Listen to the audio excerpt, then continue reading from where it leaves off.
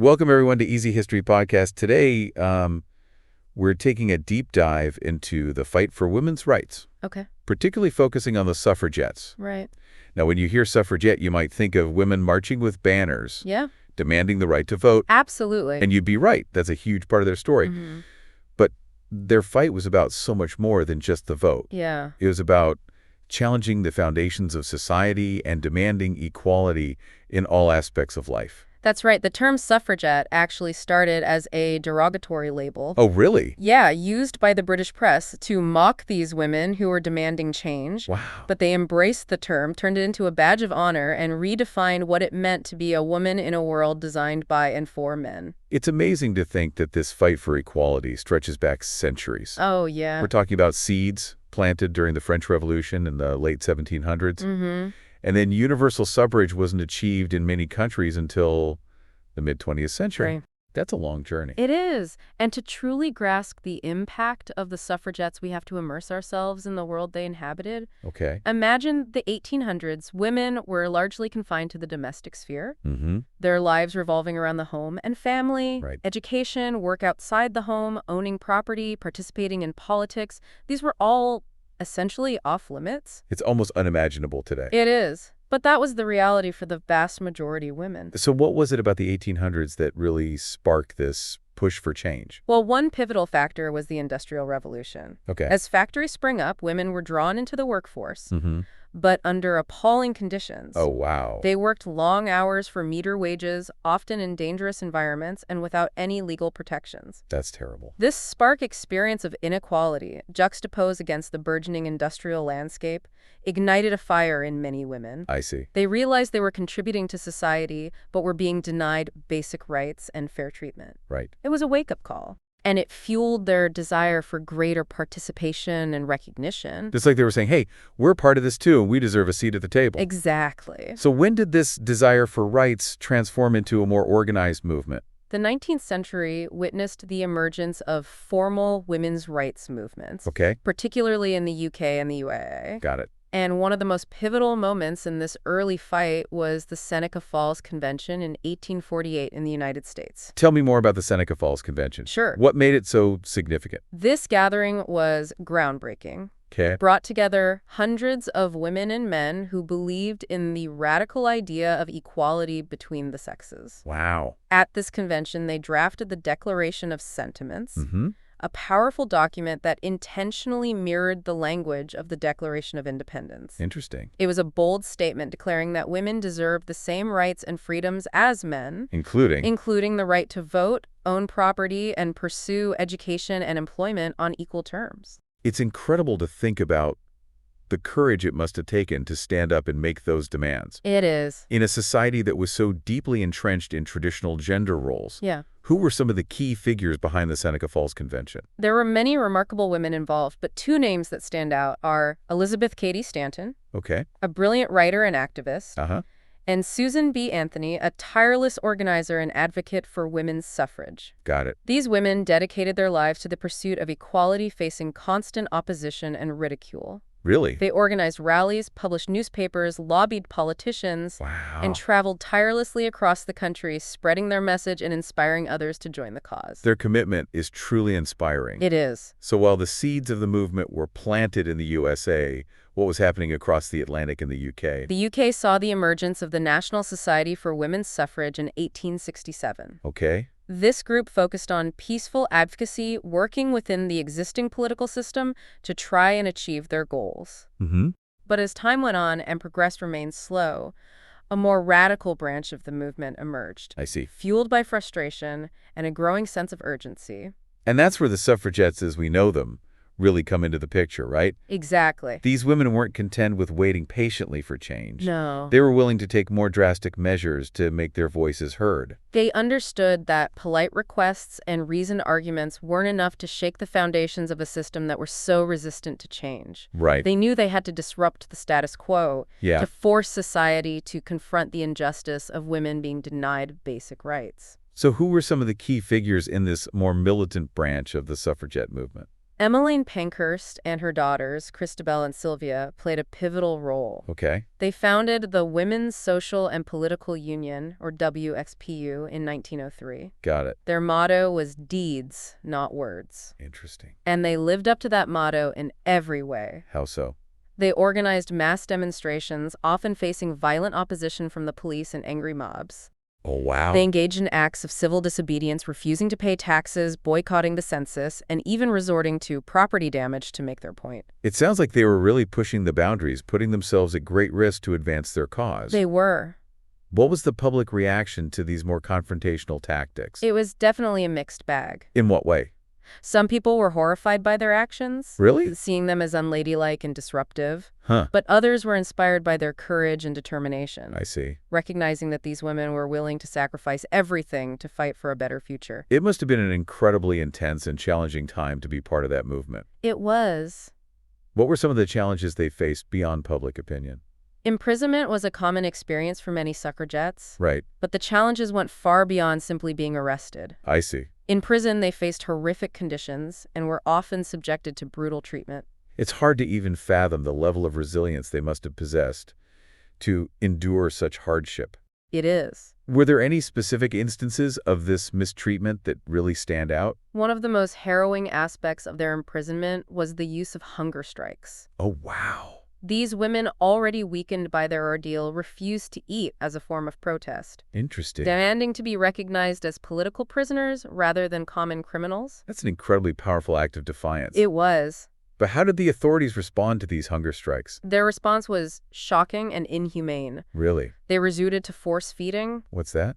a brutal and degrading practice that involved restraining the women and forcing food down their throats through tubes. That's absolutely horrific. It was. It's a stark reminder of the lengths to which the authorities were willing to go to silence these women and suppress their movement. It exposed the cruelty and hypocrisy of a system that claimed to uphold justice while simultaneously subjecting these women to such barbaric treatment. Did this brutal treatment deter them or weaken their resolve? Quite the opposite. If anything, it only strengthened their resolve. It became a rallying cry, further galvanizing the movement and drawing more attention to their cause. It's truly inspiring to see how they refused to be broken, even in the face of such adversity. But sadly, the fight for suffrage was not without its tragedies. Right. Is there a particular event that stands out as particularly heartbreaking? One event that shook the nation and became a symbol of the movement's sacrifice was the death of Emily Davison in 1913. Tell me about Emily Davison and what happened to her. Emily Davison was a dedicated suffragette known for her unwavering commitment to the cause.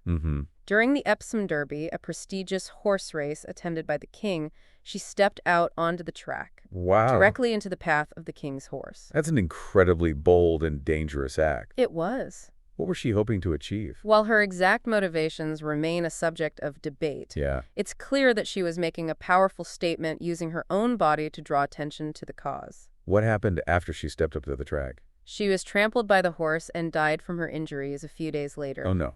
Her death sent shockwaves through the nation and became a turning point in the fight for women's suffrage. How did her death impact the movement?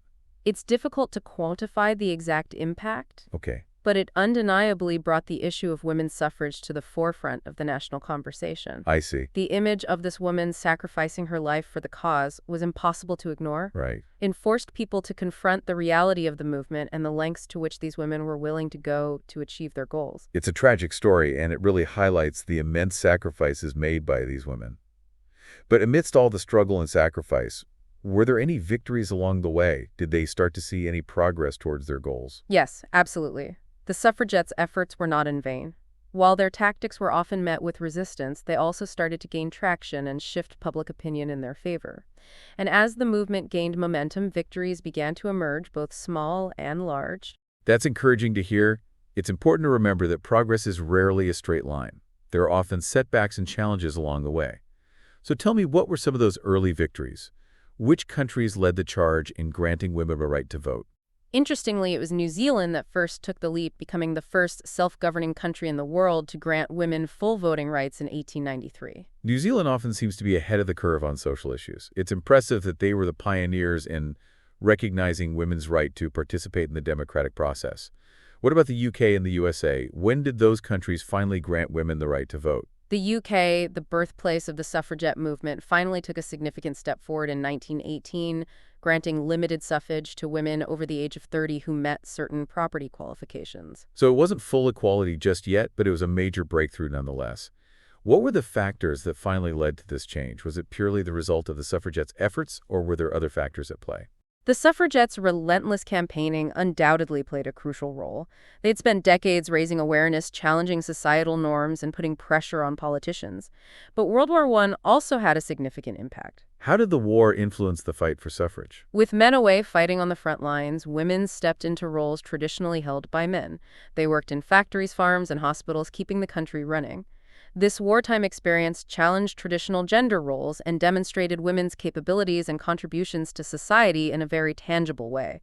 It became increasingly difficult to argue that women were incapable of participating in the political sphere when they were proving their competence and resilience in every other aspect of life. That makes perfect sense. It's often during times of crisis that societal norms are challenged and change becomes possible. So the war created a context in which women's contributions were undeniable, making it harder to justify denying them the right to vote. When did the UK finally achieve full voting equality? Full voting equality for women in the UK came in 1928 when women were finally granted the right to vote on the same terms as men. What about the United States? When did they join the ranks of countries granting women full voting rights? The USA followed suit in 1920 with the passage of the 19th Amendment to the Constitution, which guaranteed women the right to vote. That's a landmark achievement. What were the key factors that led to this victory in the United States? Was it a similar story to the UK, with the suffragettes' efforts combined with the impact of World War I? It was a combination of factors. Much like in the UK, the suffragettes in the USA had been waging a tireless campaign for decades, organizing marches, rallies, and protests, and using a variety of tactics to draw attention to their cause. And just like in the UK, World War I played a role in shifting public opinion and creating a more favorable climate for change. American women also stepped up during the war, taking on new roles and responsibilities, further demonstrating their capabilities and contributions to society. It's fascinating to see how these parallel movements were unfolding on both sides of the Atlantic, each drawing strength from the other and contributing to a global shift in attitudes toward women's rights. So while the UK and the USA were making significant strides, what was happening in other parts of the world? Was this progress happening everywhere at the same pace? It's important to acknowledge that the journey toward women's suffrage was not uniform across the globe. Some countries were much slower to embrace this change. Italy, for example, didn't grant women the right to vote until 1945, and they didn't actually cast their first ballots until the following year in 1946. 1946. That's astonishing. What were the reasons for this delay in Italy? Italy's journey towards women's suffrage was intertwined with its political history. The rise of fascism under Mussolini's regime in the 1920s effectively silenced the women's movement and rolled back many of the gains that had been made. It wasn't until after the fall of fascism and the end of World War II that the path was cleared for women's suffrage. That's a stark reminder that progress is not always linear. There are often setbacks and obstacles along the way, and it highlights the impact that political systems and ideologies can have on the fight for equality. Are there any other examples of countries that were particularly late in granting women the right to vote? Switzerland is a particularly interesting case. Despite its reputation for being a progressive and democratic country, Swiss women didn't achieve full voting rights at the federal level until 1971. 1971. That's incredibly late, especially considering the progress that had been made in many other parts of the world by that point. What were the reasons for this delay in Switzerland? It seems so out of step with their image as a progressive nation. Switzerland has a unique political system with a strong emphasis on direct democracy and local autonomy. Decisions on major issues, including women's suffrage, were often made at the cantonal level, which meant that progress was uneven across the country. So it was a patchwork of different laws and regulations, with some cantons granting women the right to vote earlier than others. What were the arguments against women's suffrage in Switzerland? What were the forces that were holding back progress? There were a variety of arguments against women's suffrage, some based on traditional gender roles and ideas about women's place in society. Some argued that women were too emotional or easily swayed to make rational political decisions. Others expressed concerns that giving women the right to vote would disrupt family life and undermine traditional values. Those arguments sound familiar. They were echoed in many other countries as well. It's a reminder that the fight for equality often requires challenging deeply ingrained societal norms and overcoming prejudices that have been passed down through generations. So how did the movement for women's suffrage finally gain traction in Switzerland? What were the key turning points? There were a number of factors that contributed to the eventual success of the movement. One was the growing strength of the women's movement itself. Swiss women, inspired by the progress being made in other countries, became more organized and vocal in their demands for equality. They held protests, organized petitions, and lobbied politicians. It seems like a recurring theme. Persistent and determined activism combined with shifting societal norms and a growing recognition of the injustice of denying women their fundamental rights. Exactly. And in Switzerland, there was also a growing awareness of the countries lagging behind on the issue of women's rights. International pressure played a role, with Switzerland facing criticism from other European countries and human rights organizations for its failure to grant women full voting rights. So external pressure combined with internal activism finally tipped the scales in favor of change.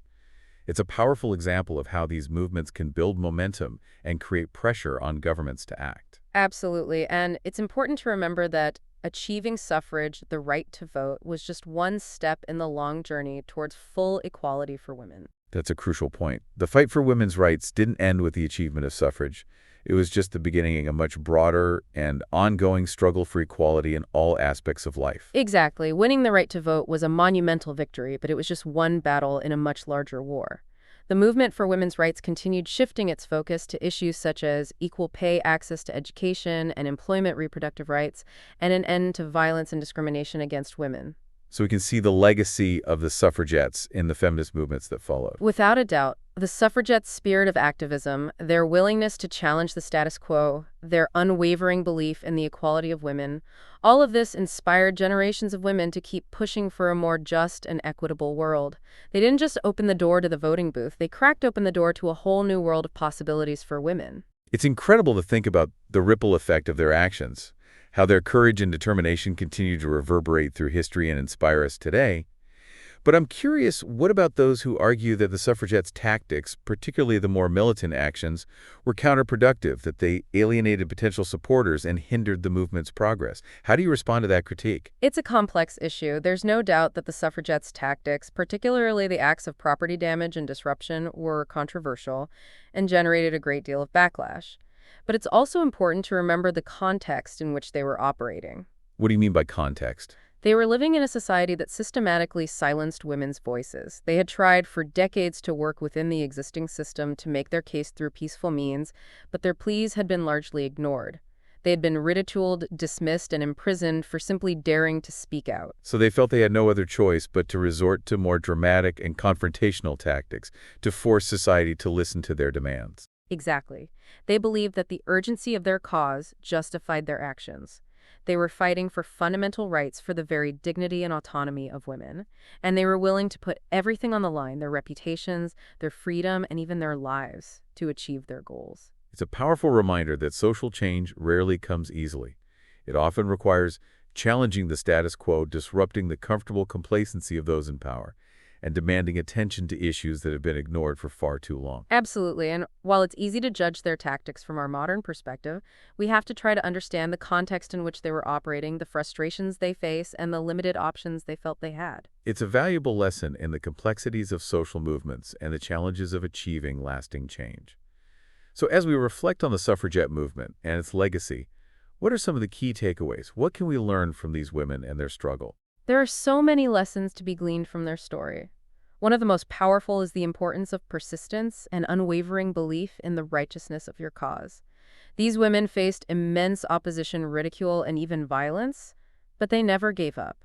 They continued to fight year after year, decade after decade, until they finally achieved their goal. It's a testament to the power of human will and determination, the ability to overcome seemingly insurmountable obstacles through sheer force of conviction. Absolutely. They also taught us the importance of collective action, of organizing and mobilizing to amplify your voice and exert pressure on those in power.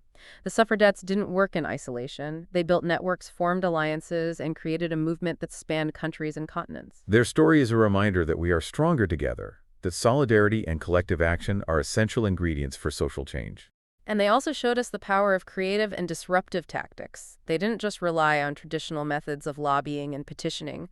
They organized marches, protests, and hunger strikes. They challenged society norms and pushed the boundaries of what was considered acceptable behavior for women. They were willing to be disruptive, to make people uncomfortable, to force society to confront the injustices that they had been ignoring for far too long. And by doing so, they shifted the conversation, raised awareness, and ultimately helped to bring about lasting change. Their story is a powerful reminder that sometimes to achieve justice, you have to be willing to challenge the status quo and disrupt the complacency of those in power. And it's a lesson that continues to resonate today as we grapple with ongoing struggles for equality and social justice. It's truly inspiring to see how these women, armed with nothing but their conviction and their willingness to fight, managed to change the course of history.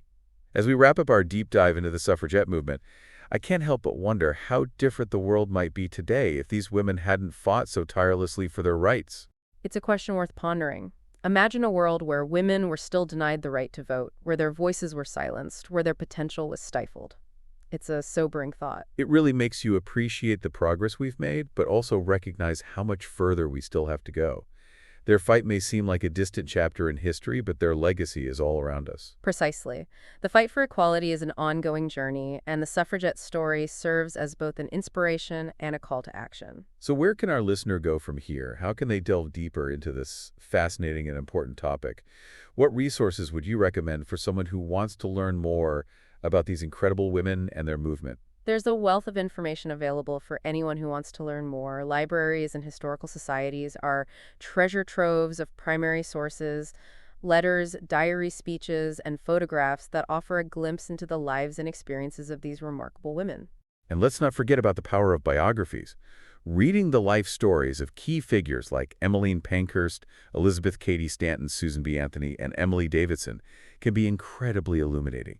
It allows you to connect with these women on a personal level, to understand their motivations, their struggles, their triumphs. Absolutely. And for those who prefer a more digital approach, there are countless online resources dedicated to women's history websites, podcasts, documentaries. There's something for everyone. You can even find digitized versions of primary source documents, allowing you to read the suffragettes' own words and hear their voices directly. It's amazing to have access to these historical records at our fingertips. It really brings their stories to life and allows us to connect with the past in a tangible way. So as our listener continues to explore this topic, what are some of the key themes or questions they should keep in mind? What are the threads that connect the suffragette movement to the broader fight for women's rights? One crucial theme is the interconnectedness of various social justice movements. The suffragettes didn't fight in isolation. Their struggle was part of a larger tapestry of movements advocating for equality and human rights. So their fight for the right to vote was not just about gaining access to the ballot box. It was about something much larger, about challenging the very structures of power and demanding a more just and equitable society. Exactly. And as you delve deeper into this history, you'll see how the suffragette movement laid the groundwork for later feminist movements. The fight for equal pay, for reproductive rights, for an end to violence against women, these are all interconnected struggles, each building upon the progress made by those who came before. It's a powerful reminder that the fight for equality is an ongoing process, a relay race, where each generation picks up the torch and carries it forward. And it highlights the importance of understanding history, of learning from the struggles and triumphs of those who came before us, and of recognizing that the fight for justice is never truly over. So as we leave our listener to ponder this incredible legacy, what's the one key takeaway you hope they'll carry with them? What's the essence of the suffragette movement that you want them to remember? The suffragette movement wasn't just about winning the vote. It was about demanding recognition, respect, and full participation in society. It was about challenging the very notion of what it means to be equal. And that's a fight that continues to this day. It's a fight that requires each of us to be active participants, to use our voices, our actions, and our influence to create a more just and equitable world. Absolutely. The suffragettes showed us that change is possible, but it requires courage, persistence, and a willingness to challenge the status quo. Their legacy lives on in every person who raises their voice, who challenges injustice, who refuses to be silenced. So as we conclude our deep dive into the suffragette movement, we want to leave you with one final thought. What will you do to carry the torch of equality forward? How will you use your voice to make a difference in the world? The suffragettes showed us that even small actions can have a profound impact. So go out there and make your mark. And remember, the fight for equality is a fight for all of us. It's about creating a world where everyone has the opportunity to reach their full potential regardless of gender. Let's honor the legacy of the suffragettes by continuing their work and building a brighter future for generations to come.